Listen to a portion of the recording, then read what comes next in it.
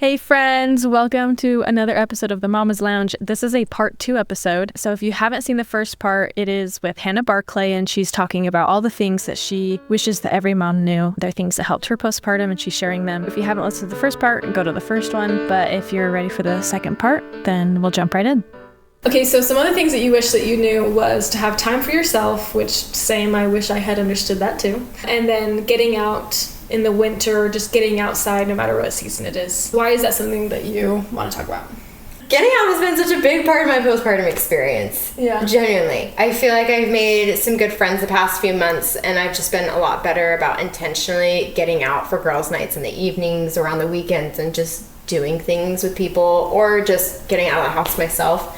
And it's made such a big difference. I think that it's so easy to sit at home and get in a rut.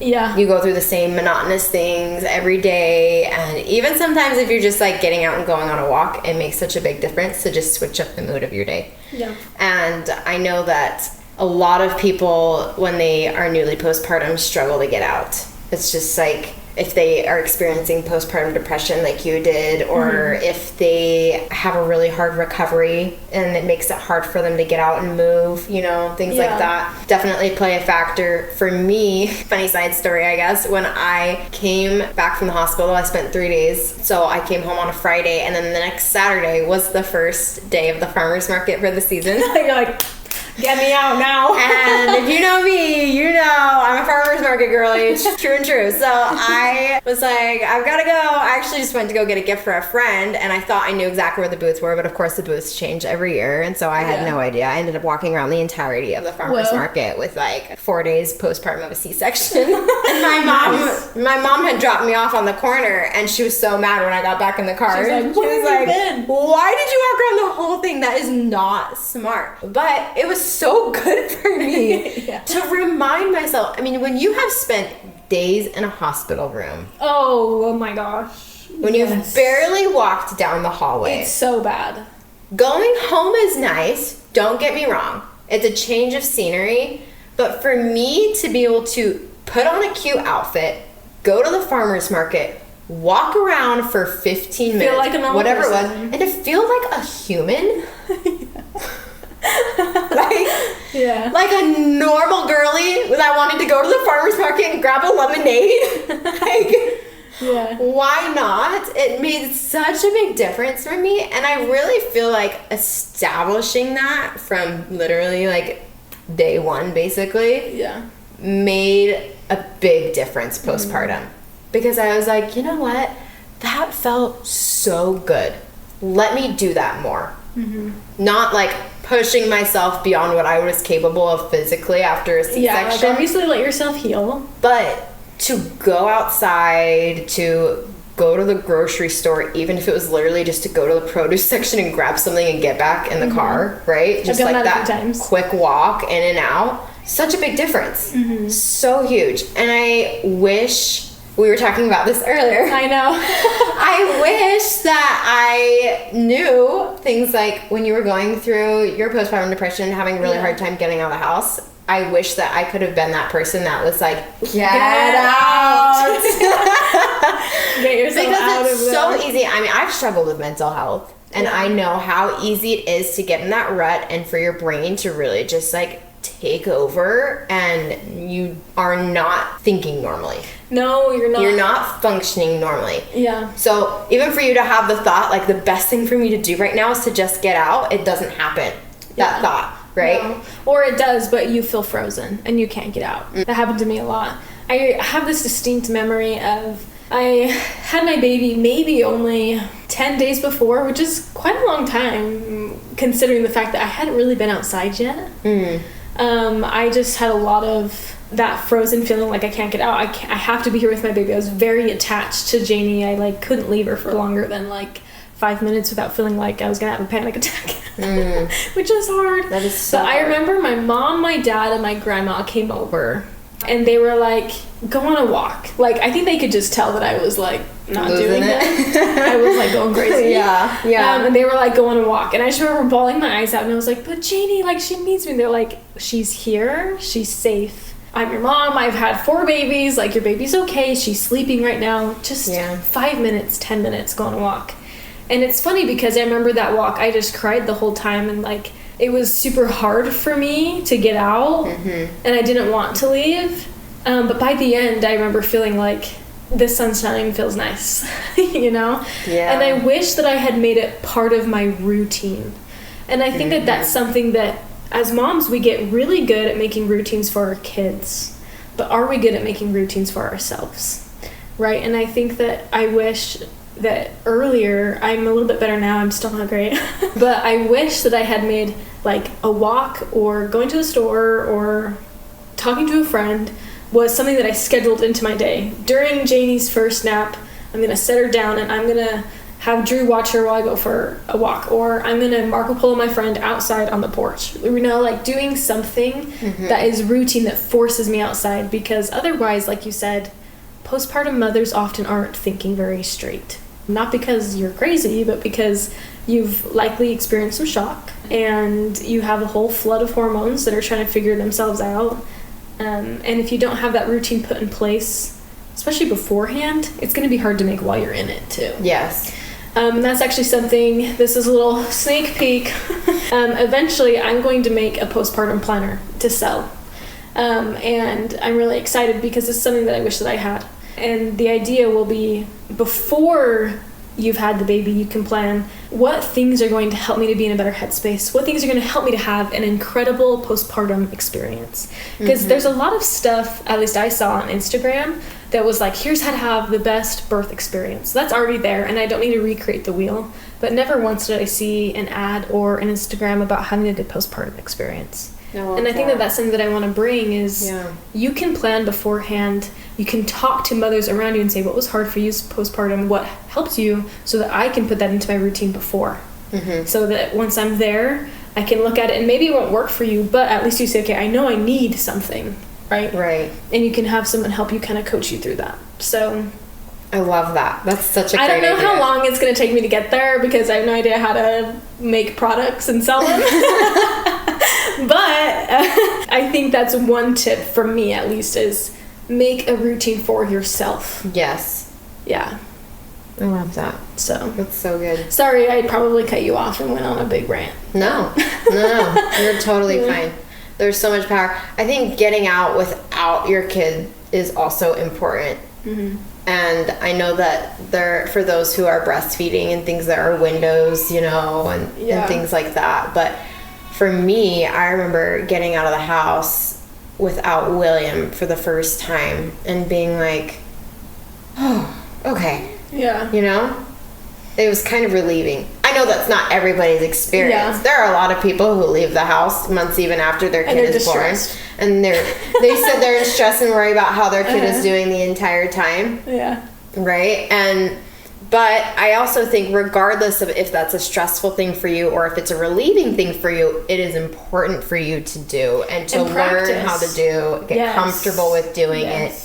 Yes, well, and it's good. There are switches in the brain, and if the motherhood switch is on literally 24/7, it will overwhelm you. Yeah. It will. Yeah. So to learn how to be able to, in a certain way, turn that switch off and turn on a different switch. Yeah. And rediscover yourself in the chapter that you're in, and still go out and make new friends and have fun evenings, or go do a photo shoot, or go get dinner with somebody, or go do yoga. That's what I've been doing. Go do yoga, go exercise and move your body, right? It's just so important to learn how to do that. And kind of along those lines too is baby monitors. I have a lot of thoughts on baby monitors. Give them. I'm so excited. I think there's a lot of good that they do. I think that there are a lot of moms who feel more comfortable using their baby monitors, and I think that is totally fine.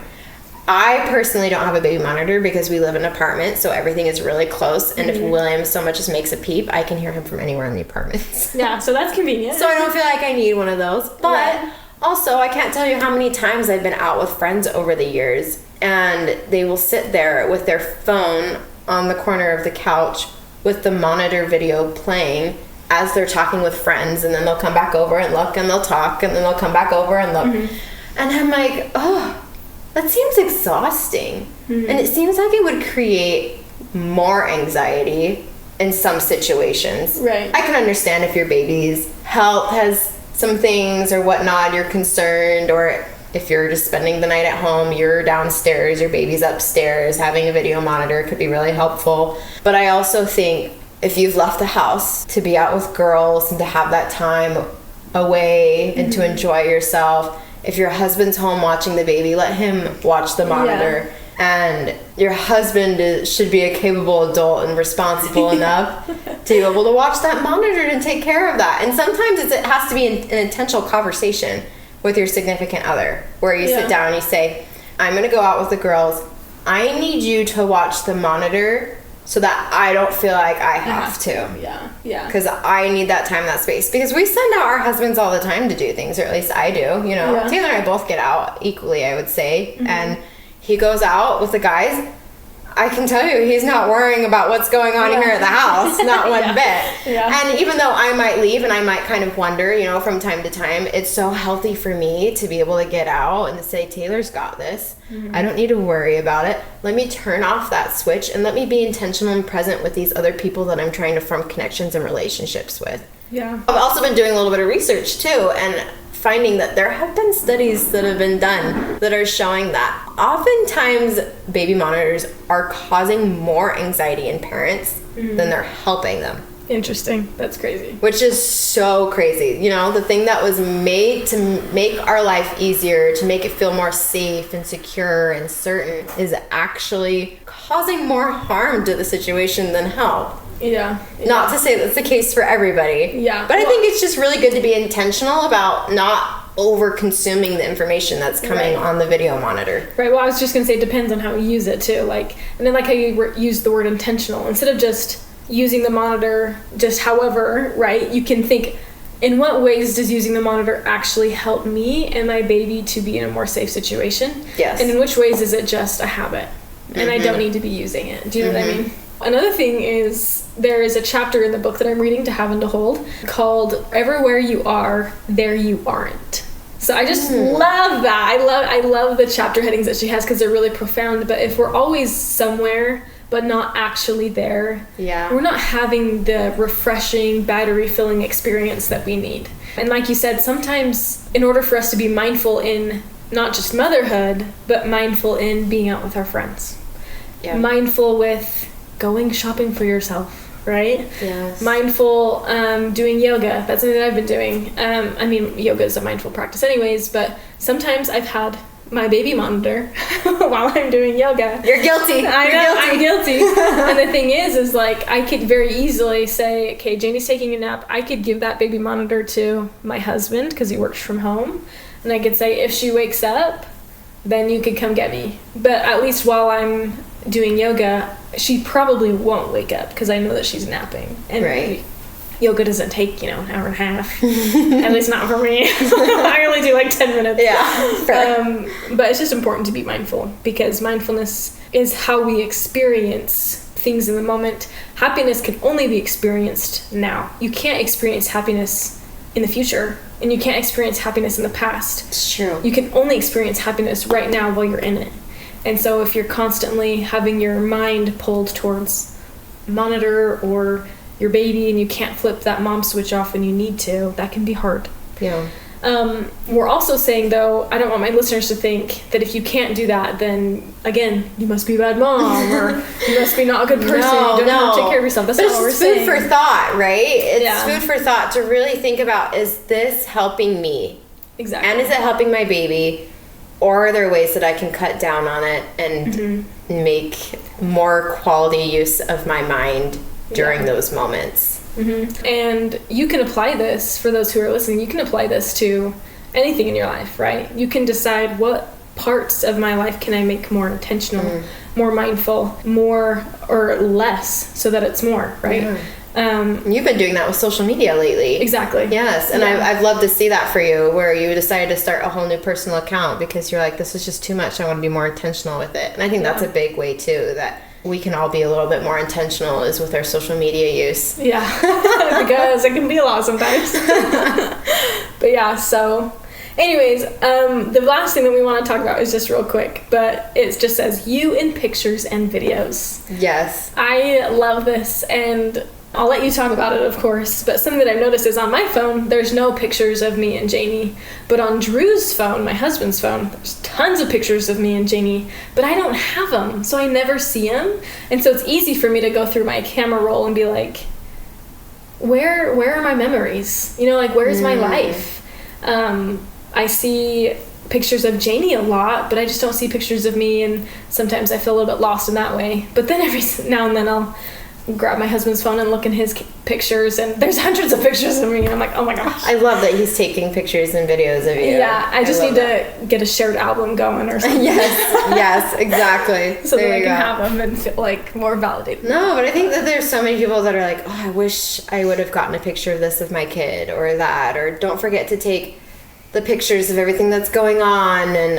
And for me, I just got to this point where I was like, I could take pictures and videos of William all the day long. Right? Yes, because they're so cute. And I'm so... They keep doing cute things. And I'm so big on photography and all that. I mean, I'm not like big as in I'm a professional with it, but I love taking photos. I genuinely do. And I love finding different angles and the art behind it a little bit. And so taking photos of William and videos of William is so fun for me, but it's so hard for me to get myself in it.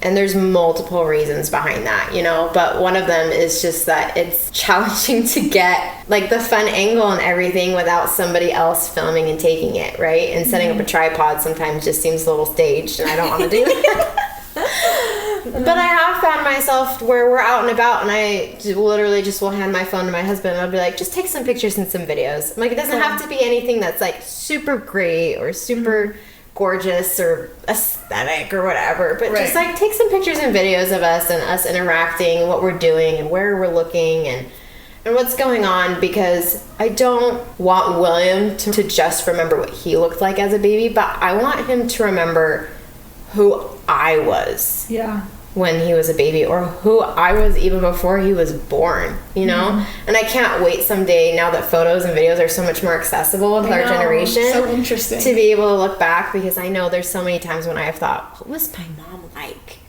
when she was my age? Yes, I think about that How too. did she talk? What were her gestures? What was she like? What were her facial expressions like? What was she like in high school? No, I just think that even we might look back and cringe on some of the videos we've taken of ourselves in the past, I think it's fun to keep some of those around, because our kids in the future can look back on some of those things and be like, oh, that's who mom was, and this is who she is now, and kind of piece together, and also find more acceptance for themselves and their journey and where they're at. When I was growing up, I've always looked up to my mom a ton, you know? I've always thought that she's super put together and organized and everything, but sometimes I wonder if she was ever not that way. Oh, yeah. And I'm sure if you'd called her, she'd be like, you have no idea. And the journey that it took for her to get there, you know, so that I could have maybe a little bit more grace and understanding for my journey as well, coming along into that. And I think there's so much power for our kids someday, I'm hoping, to be able to look back and say, I'm on a journey, just like mom was on a journey. And this is some of mom's journey. Or this is how much mom loved me and how cute she thought I was. Or the funny things that she said or she did around me. What her baby voice sounded like when she was talking to me, right? It's like some of those fun memories for them to have and hold. And also, something that's just been in my mind a little bit lately, too, is you just never know what life brings next. Yeah. You never know if something's going to turn for the worse all of a sudden. And to be able to have videos like that, if something happens to your kid, where you can see how happy you were with your kid, or if something happens to you and your kid is able to look back on those videos and those pictures and know that their mom loved them, and that their mom still loves them. I think that there's just so much power in that you can clearly see in videos and pictures. And not to say that to like scare people or so that you take like all the photos and videos out of fear, but just like really hold on to all those memories and share them. Yeah. Thank you for being vulnerable in that way. And I think that's why it's important that, like you said, it doesn't have to be aesthetic or anything. It can be raw, because it shows them mom wasn't perfect, and that means I don't have to be perfect. Yes. And I love the whole idea of like, and I know how much my mother loved me. And not to say for our older generation that we don't know how much our mothers love us because we don't have pictures of them. That's not the case. No, absolutely not. We definitely know how much you guys love us. But I do think it's an advantage that we have, and we can use it to our advantage. I think that's really special. It's definitely something that I am not doing that I want to do is scrapbooking. My mom was so good at scrapbooking, so I can like look back and see all those pictures and stuff. And for me, it's easy to be like, well, it's my scrapbook is like my phone. It's all in there. But there's so many videos and pictures that I feel like it'd get boring. And you're like, oh my gosh, I like this like one again, this one again. Yeah. And so 85 pictures of the same thing, more or less. Yeah. So maybe eventually, I don't have time right now, but eventually I might go through and try to just pick some favorites so that I can have those in a place where when they get older, they can look back and see what our family was like. That's something that I really liked about Instagram that I want to get better about this next bit is posting those favorites on Instagram and then creating those into chapbooks, right? Or creating, so that way it is some of my favorite photos and my favorite videos. And I can understand too that some people are like, oh, I don't want to post all that stuff. I just want it for like me and my family. Well, that's why you make a private Instagram with no followers and you don't follow anyone. Oh my gosh, see, and then there you can you make go. your own and then chapbook and then there you go. So you can still chapbook. I feel like that would be way more easier than for me having to go in and like design something to scrapbook. That stresses me out. But I do love that idea of like picking some free photos because for me, I've always had that thought too. Like, oh, my camera roll is my scrapbook. But you're right. I have way too many photos, especially like having an Instagram account, which some of you may understand, is that you just like have so many photos and videos that you don't even know what to do with all of them. You're trying to like sort through them and organize them, but to have them in a one place. And a place where it can be like printed out and kept in their room and they can look through and things, I think is really neat too. Yeah, and I think that ties it back to what we were talking about at the beginning with homemaking, is we're helping our family to feel like a family, and I think that having pictures of your family displayed in your home or pictures where they can look back and see, it can help them remember that they belong. Especially because families aren't perfect. Sometimes families might get in fights. But if that resource is there, they can remember, oh yeah, like we're a family and we love each other and it's like not too big of a deal. And I mean, that's way far down the road. Like literally our babies can't even read, but can you imagine them being teenagers? Like, oh, I'm so mad at mom and dad, but look at this cute little picture of me and how happy we were when I was 1 year old. Yeah, that's definitely very like not realistic, but you get what I mean. No, I love it. I do love that thought though, because there are times when things get hard within a family, and I think to be able to look back, remember that there was joy to be found and there is happiness, even if it's like a temporary or a long-term situation, it's still good to remember where you came from and the home that you were brought up in and how you've learned and grown from those experiences in your home. Yeah. Love that. Well, we're gonna have to end because this is getting forever long, but we could chat all day. Thank you so much for coming on my podcast with me and for being my friend. Before we end, is there anything else that you would like to say that comes to mind before we peace out? I just really want to emphasize that you can find joy and fulfillment in your journey as a mother. Even if it's just small bits and pieces or if it's a larger fulfilling feeling. But there is joy and fulfillment to be found, and there's so much beauty in it. There's so much growth and development and such a beautiful way to grow as an individual and to just really gain that other experience and to be able to form relationships with little cute humans that you had no idea were even possible, to love something that much or to want something that much or to hope that much. Like it just brings on a whole new set of elevated emotions, and it comes just back to your divine nature and you're learning and growing as a daughter.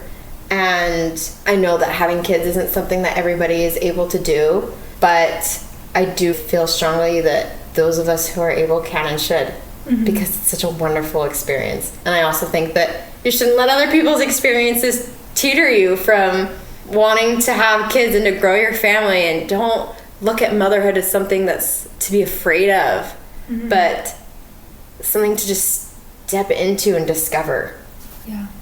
I think I said this on my last one, but to just close, like Hannah is saying, motherhood doesn't have to be something we're afraid of, and we can see it as something that is prestigious. It's something that is a good goal. It's something that helps you to grow and become good, and it doesn't take away from your worth. I think the world for some reason has kind of put that out there, that motherhood is something that shouldn't be glorified, and motherhood is something that is like for people who aren't good enough. I don't know, like that's kind of definitely what I have felt is like, oh, you're just a stay-at-home mom.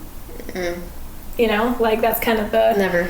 Yeah, or like you're stay-at-home mom, but what do? And you're like, I'm a mom. That like takes up my whole life. Yes. Do you know what I mean? And that's not the case for everyone. But I think for those people who have decided to make stay-at-home, for people who decide to be a stay-at-home mom full time, that doesn't mean that you're not as good as, right? You are incredible, and the most important work we'll do. Yeah, is the most in our important homes. Work. Exactly. Yes. And so please know that if you're ever feeling small in that way, know that that's not the case. You're doing a really amazing thing, and your children need you. And yeah, I think it's something that's exciting and something that we can all look towards. Thank you for sharing. Thanks for having me. For our listeners, if you're thinking of a mama, go ahead and reach out to them. Tell them that they're doing a good job. But with that, we'll see you next time. Bye.